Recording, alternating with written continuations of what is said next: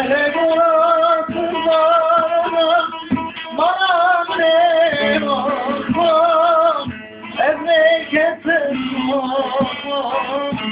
bilmem olsun bana ne var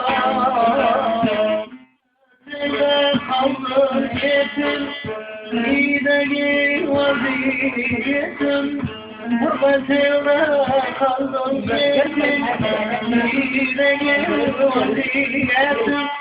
Bizden burada neler çektim Bana ne vakfım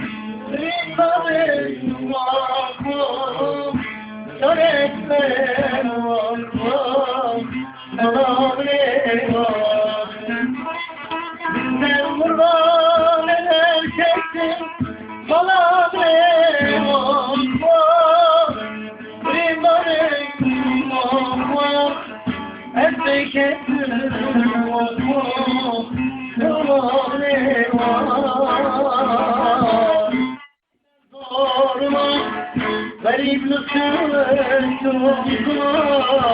Ben seni de zoruma gariplikten Kan karışmış gözyaşıma Bana ne vakfım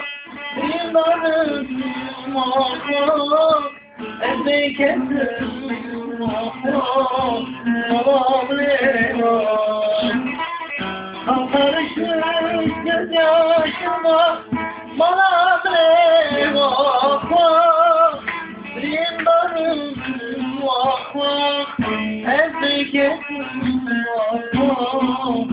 Bana